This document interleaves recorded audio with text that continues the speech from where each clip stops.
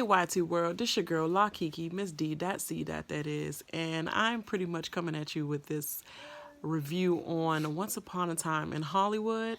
I just finished watching with my fiance, and pretty much my thoughts on the movie without any spoilers, because this is not spoilers at all. This is just showing my reaction to the movie.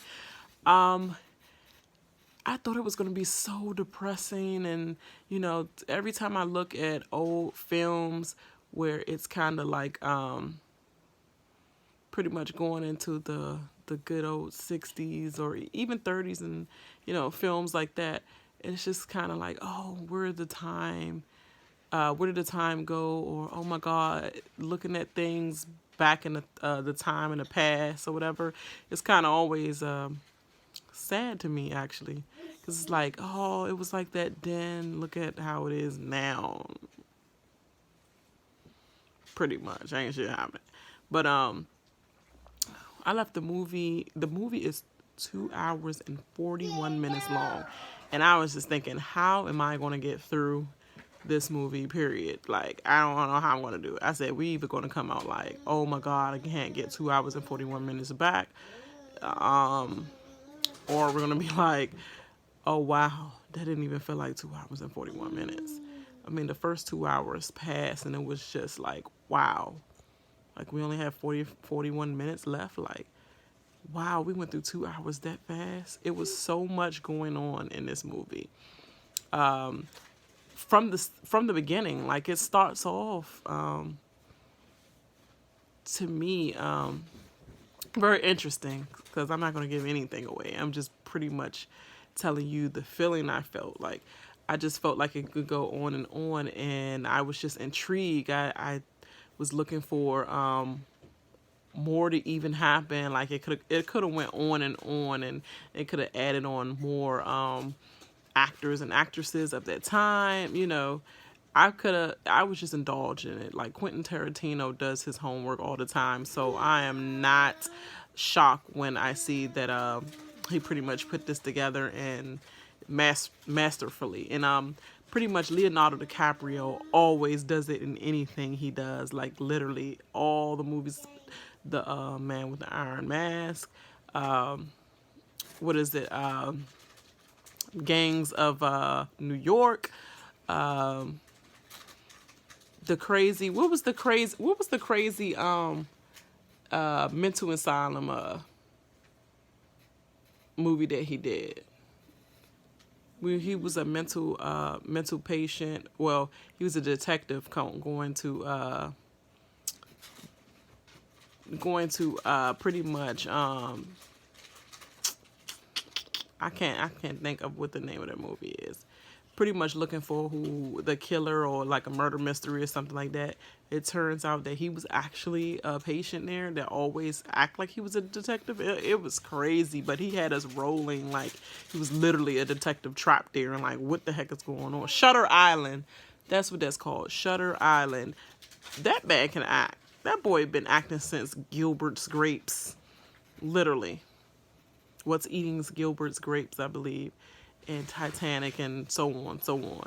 So anything Leonardo DiCaprio does is awesome, and this is another awesome one. And anything Quentin Tarantino put his hands on, he makes sure he studies. Like, I don't care how long it takes him to come out with the film, he makes sure he dots his I's and crosses his T's before he releases anything. So I love that about Quentin Tarantino.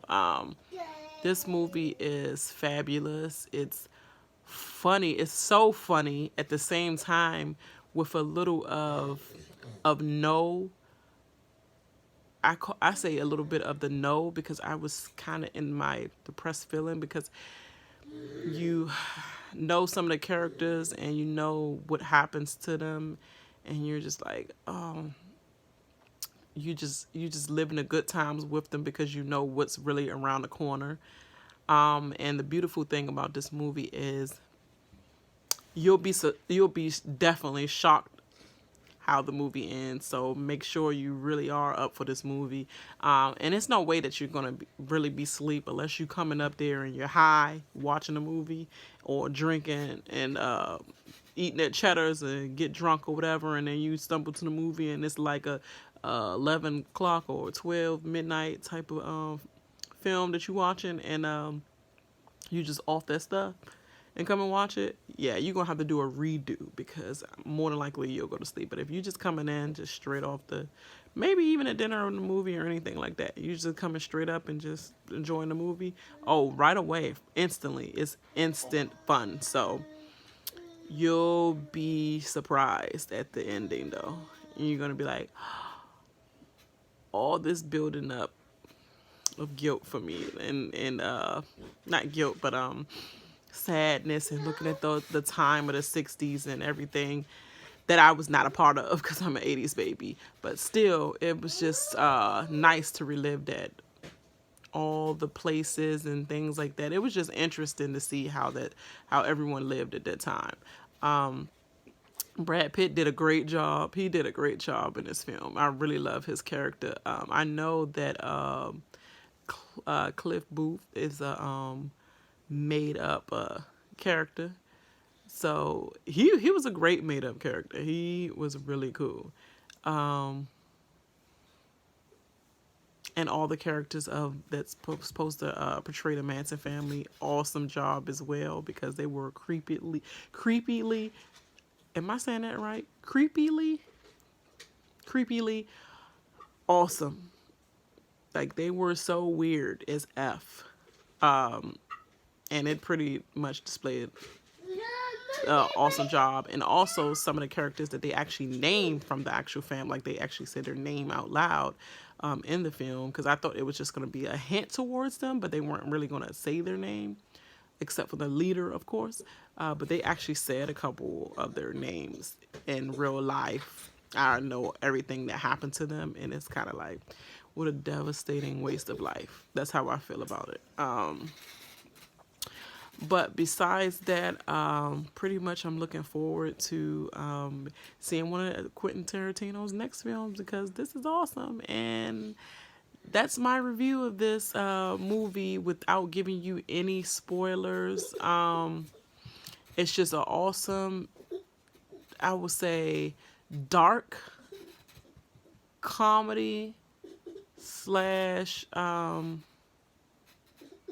yeah, I feel like it's more like a dark comedy, if you ask me. Yeah, with a little bit of history in the mix as well. History and biography, I guess. Yeah, history. Yeah, to sum it up, and it pretty much, this time is gonna fly by when you're in the theaters, because when it first comes on, after those credits, it's on and the movie starts. And oh, I'm going to also say that I love how they add the old time feel to some of the footage. Like, I love the way that Leonardo DiCaprio was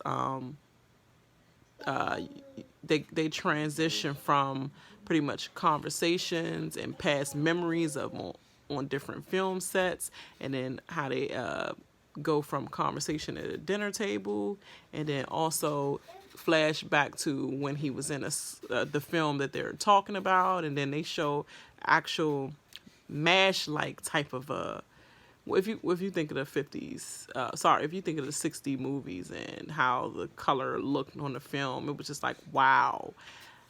The cinematography that we have right now, the technology we have to go back and make things look the way it used to look, it's crazy. Like, it was so great to see that brought to life on the film. So it was just like, wow, like, that was a good mashup.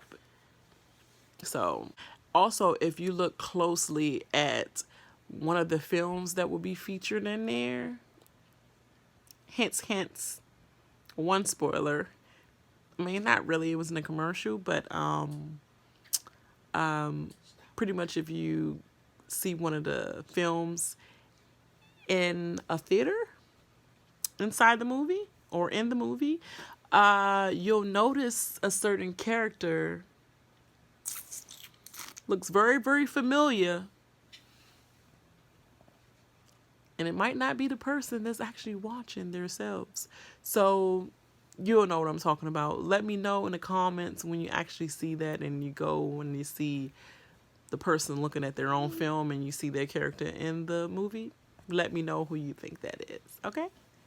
All right. Make sure you like and subscribe to my channel if you love my review, because I will be putting a whole bunch of other content on here as well, but also reviews and reaction videos as well. So I just wanted to give you my thoughts straight from the theater. This is your girl, Lakiki, Miss D. C. That is, and make sure you like and subscribe to my channel, hit that notification bell, and I holla. Bye.